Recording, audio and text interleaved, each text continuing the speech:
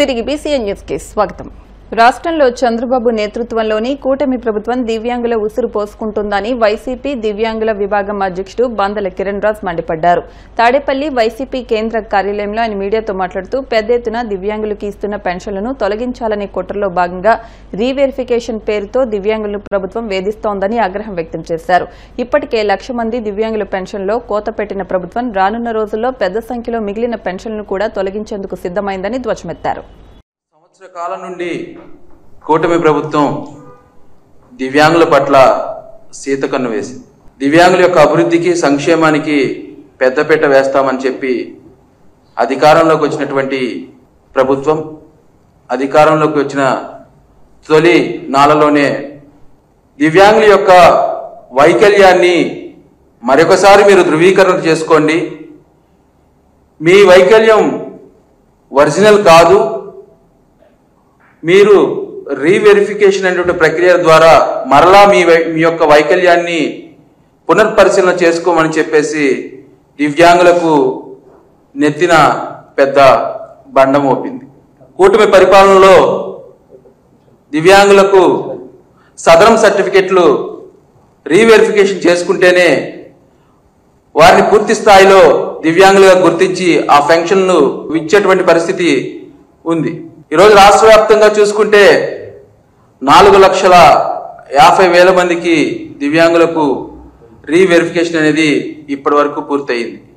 ఈ రీవెరిఫికేషన్ ప్రక్రియలో సుమారు 1,00,000 మందిని అనర్హులుగా ప్రకటించి బోగస్ పింఛన్లు అని చెప్పేసి గడిచిన ప్రభుత్వంలో ఉచితంగా బోగస్ పింఛన్లు కేటాయించేటటువంటి ఒక నిందను మోపి వైఎస్ఆర్ కాంగ్రెస్ పార్టీ మీద బురద జల్లేటువంటి ప్రయత్నం ప్రభుత్వం చేస్తూ ఉంది.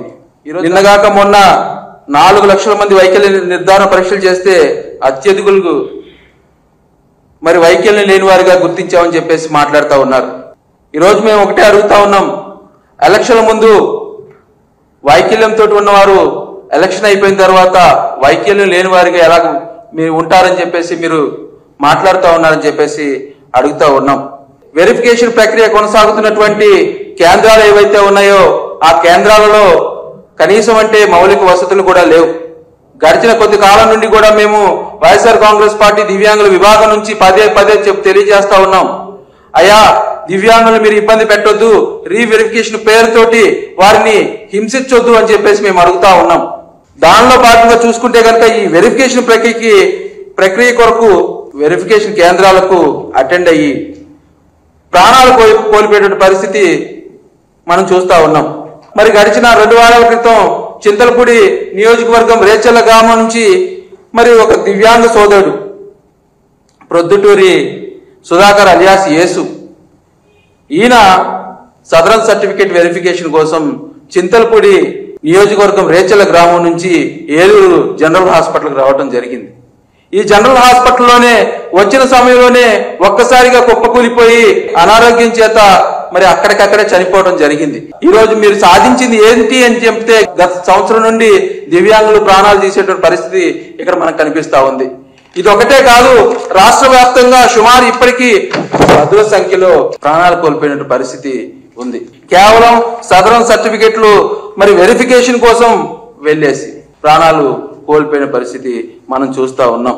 ఈరోజు ఏదైతే గనక కూటమి ప్రభుత్వం దివ్యాంగుల పట్ల కక్షపూరితంగా ఈ వెరిఫికేషన్ ప్రక్రియను తీసుకొచ్చారో ఆ వెరిఫికేషన్ ప్రక్రియ మీద పునరాలోచన చేయాలని చెప్పేసి మేము కోరుతా ఉన్నాం. గడిచిన కాలంలో వైఎస్ఆర్ కాంగ్రెస్ పార్టీ ప్రభుత్వం ఉన్నప్పుడు దివ్యాంగులకు పెళ్లి కానుక అనేది జగన్మోహన్ రెడ్డి గారు అందించారు.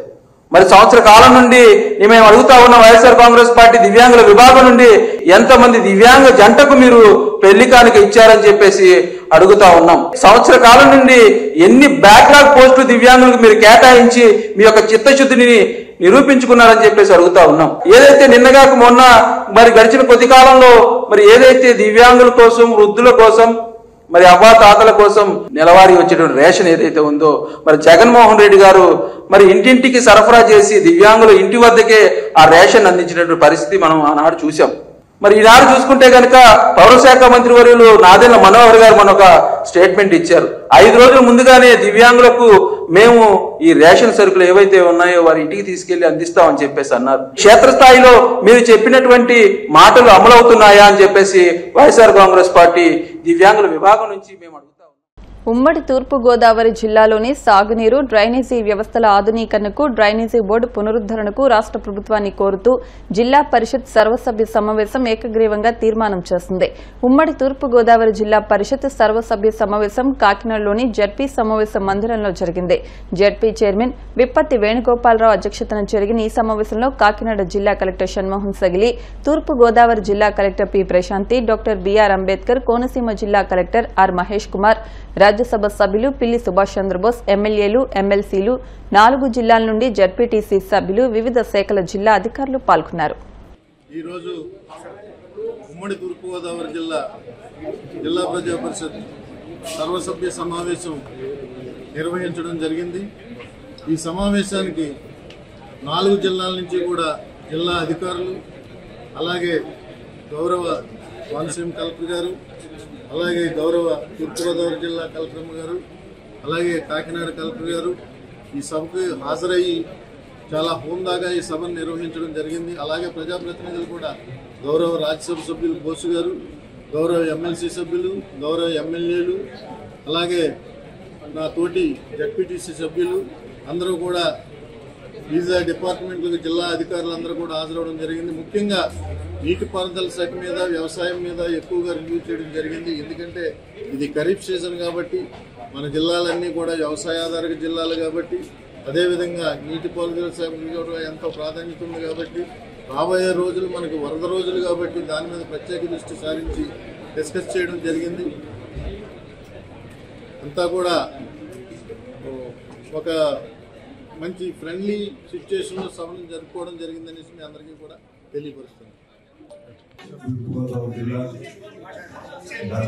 అంబేద్కర్ కోనసీమ జిల్లా అదేవిధంగా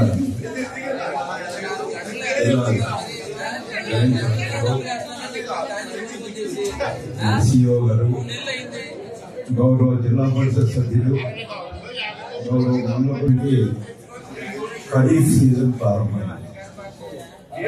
ఇప్పుడే రైతులు పెట్టుబడికి అవసరం.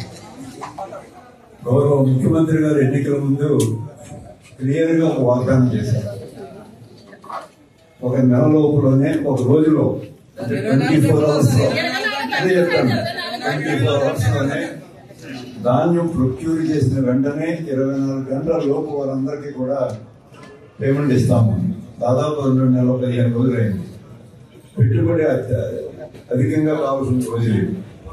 ఒక పక్క ఫెర్టిలైజర్స్ అభివృద్ధించిన వ్యాపారులు ఇబ్బంది పెడుతున్నారు, అదనపు వడ్డీ వేస్తాం రైతులను ఇబ్బంది పెడుతున్నారు. మరో పక్క చేతిలో డబ్బులు లేక వ్యవసాయంలో చాలా ఇబ్బందికర పరిస్థితులు ఎదురవుతున్నాయి. కాబట్టి మేమేమి we are not boycotting the meeting. Our members are proposed for only walkout but not boycott.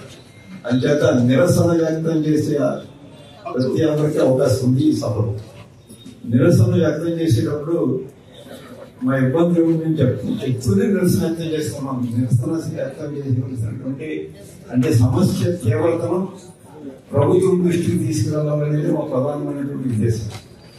ఎందుకంటే 2 నెలల 15 రోజులు అయినా కూడా క్షేమ పుట్టినట్లు కూడా ఫీల్ కావట్లేదు. ప్రభుత్వం ఉన్న అధికారులు కానివ్వండి, అధికారులు కానివ్వండి, రాజకీయవేత్తలు కానివ్వండి. ఈ సమస్య ఎంత తీవ్రంగా ఉందో వారి దృష్టికి తీసుకెళ్లాలనేది మా ప్రయత్నం తప్ప మరి ఎవరిని ఎక్కడ మేము ఇంటి పడగలని కానీ మరొకటి పని పడకాదు. అది మాకు ఉన్నటువంటి హక్కు. అది అందరికీ ప్రతి ఒక్క సభ్యుడికి హక్కు ఉంది ఈ సభలో నిరసన వ్యక్తం చేయడానికి. అందుచేత గౌరవ సభ్యుడిని తప్పకుండా అర్థం చేసుకోవాల్సిందిగా, చైర్మన్ గారిని కూడా ముఖ్యంగా మనం అర్థం చేసుకోవాల్సింది కోరుతూ ఈరోజు వాకౌట్ చేస్తాం. పల్నాడు పర్యటనలో గుండెపోటుతో మృతి చెందిన సత్తెనపల్లికి చెందిన పాపసాని వెంకట జయవర్ధన్ కుటుంబ సభ్యులు వైఎస్ జగన్ ను కలిశారు. జయవర్ధన్ తల్లిదండ్రులు సావిత్రి, భాస్కర్ రెడ్డి సోదరుడు మణికంఠరెడ్డి ఇతర కుటుంబ సభ్యులను వైఎస్ జగన్ ఓదార్చి ధైర్యం చెప్పారు. కుటుంబానికి అండగా నిలిచి తక్షణమే పార్టీ తరపున 10 లక్షల రూపాయల సహాయం అందజేశారు. జయవర్ధన్ కుటుంబాన్ని అన్ని విధాలా ఆదుకుంటుందని ఈ సందర్భంగా జగన్ భరోసా ఇచ్చారు.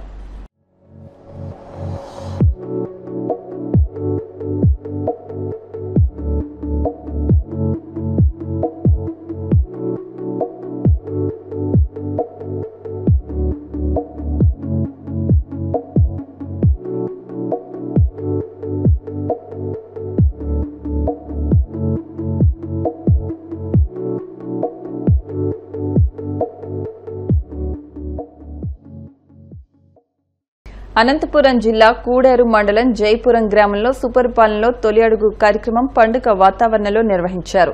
ఈ కార్యక్రమంలో మంత్రి పయ్యావుల కేశవ్ పాల్గొన్నారు. ఈ క్రమంలో ఓ కుటుంబం తమకు జరిగిన ప్రమాదాన్ని మంత్రి దృష్టికి తీసుకెళ్లారు. దీనిపై స్పందించిన మంత్రి వారికి ప్రభుత్వం నుండి ఆర్థిక సహాయం అందేలా చర్యలు తీసుకోవాలని అధికారులను ఆదేశించారు.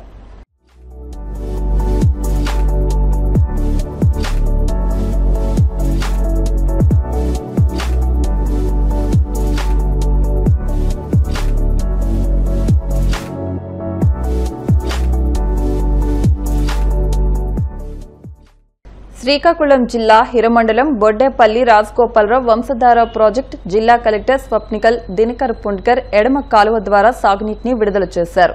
ఈ కార్యక్రమంలో జాయింట్ కలెక్టర్ ఫర్మాన్ అహ్మద్ ఖాన్, పాతపట్నం నియోజకవర్గ శాసనసభ్యులు మామిడి గోవిందరావు, ఆర్డీఓ కృష్ణమూర్తి, జిల్లా అధికారులు, రైతులు పాల్గొన్నారు. నీటి విడుదలతో రైతాంగానికి మేలు జరుగుతుందని ఈ సందర్భంగా కలెక్టర్ పేర్కొన్నారు.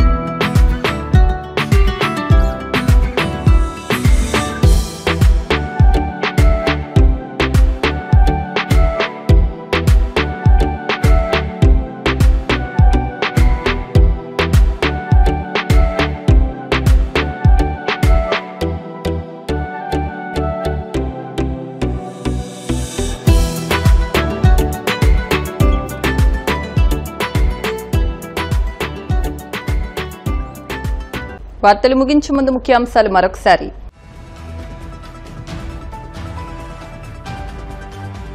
తాడేపల్లిలో సుపరిపాలనలో తొలి అడుగు కార్యక్రమంలో పాల్గొన్న నారా లోకేష్. ఇంటింటికి తిరిగి అభివృద్ధి సంక్షేమాన్ని వివరించిన మంత్రి.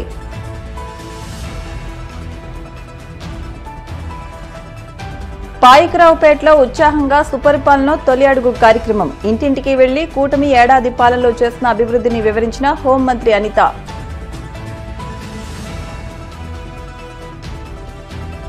అమలాపురంలో బాబు షూరిటీ మోసం గ్యారంటీ పేరిట వైసీపీ జిల్లా స్థాయి విస్తృత సమావేశం. ముఖ్య అతిథిగా పాల్గొన్న ఉభయ గోదావరి జిల్లాల వైసీపీ ప్రాంతీయ సమన్వయకర్త బొత్స సత్యనారాయణ. సదరం సర్టిఫికెట్ల రీవెరిఫికేషన్ పేరుతో దివ్యాంగులను ప్రభుత్వం వేధిస్తోంది. వైసీపీ దివ్యాంగుల విభాగం రాష్ట్ర అధ్యక్షుడు కిరణ్ రాజ్ ఆగ్రహం. ఈ వార్తలు ఇంతటితో సమాప్తం. మరిన్ని వార్తల కోసం BCN digital YouTube channel, Facebook page ను ఫాలో అవ్వండి. అప్డేట్ వార్తల కోసం ప్లీజ్ సబ్స్క్రైబ్.